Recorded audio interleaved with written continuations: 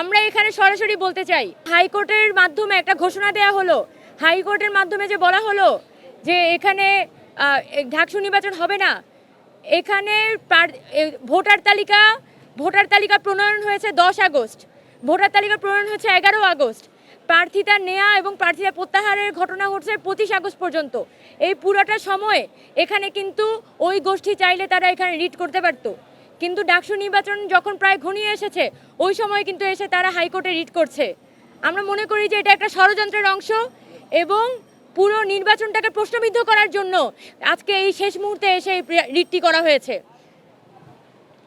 আমরা আমাদের ঢাকা বিশ্ববিদ্যালয়ের স্বতন্ত্র শিক্ষার্থী ঐক্য, আমাদের যে প্যানেল, সেই প্যানেলের পক্ষ থেকে আমরা বলতে চাই যে ঢাকা বিশ্ববিদ্যালয়ের কেন্দ্রীয় ছাত্র সংসদ ইলেকশন, সেটা ঢাকা বিশ্ববিদ্যালয়ের একটা অভ্যন্তরীণ ইলেকশন।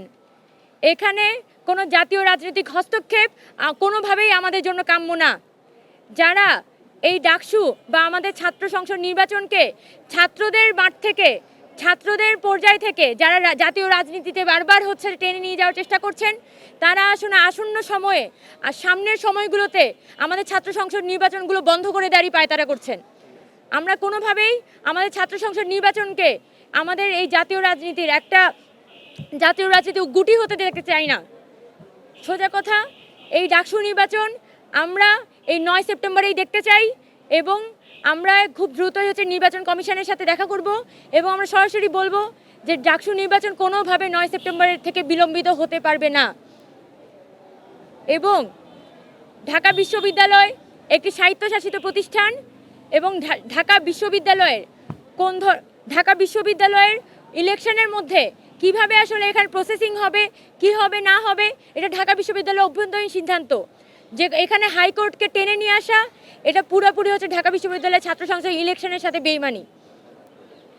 সেই জায়গা থেকে আমরা স্বতন্ত্র শিক্ষার্থী ঐক্য আমরা সরাসরি বলতে চাই যে ঢাকা বিশ্ববিদ্যালয়, আমরা বারবার আমাদের কিন্তু মোটোটা ঠিক করেছি ওইভাবে যে পলিটিক্যালি কনসিয়াস একাডেমিক ক্যাম্পাস, অর্থাৎ আমরা ঢাকা বিশ্ববিদ্যালয়কে শিক্ষার্থীদের একটা মাধ্যম, ঢাকা বিশ্ববিদ্যালয়ের এই ডাকসু ইলেকশনকে শিক্ষার্থীদের ওয়েলফেয়ারের একটা মাধ্যম হিসেবে দেখতে চাই। এখান থেকে জাতীয় নেতা নেত্রী তৈরির কারখানা আমরা ডাকসুকে বানাতে চাই না। সেই জায়গা থেকে আমাদের ডাকসুর প্রতি বছর নিয়মিত করার জন্য আমরা ক্যালেন্ডারের ডেট ধরে আমরা ডাকসুকে প্রতি বছর 12 মাসে একবার হচ্ছে একটা ডাকসু ইলেকশন হবে, সেভাবে আমরা ডাকসুকে নিয়ে যাব। এই সময়ে এসে যারা হচ্ছে জাতীয় রাজনীতির সাথে কানেক্ট করে ডাকসুকে নানানভাবে হচ্ছে বানচাল করার চেষ্টা করছেন, আমরা তাদেরকে হুঁশিয়ারি দিয়ে দিতে চাই। খবরের কাগজ, নিখাদ, নির্ভীক, নিরপেক্ষ।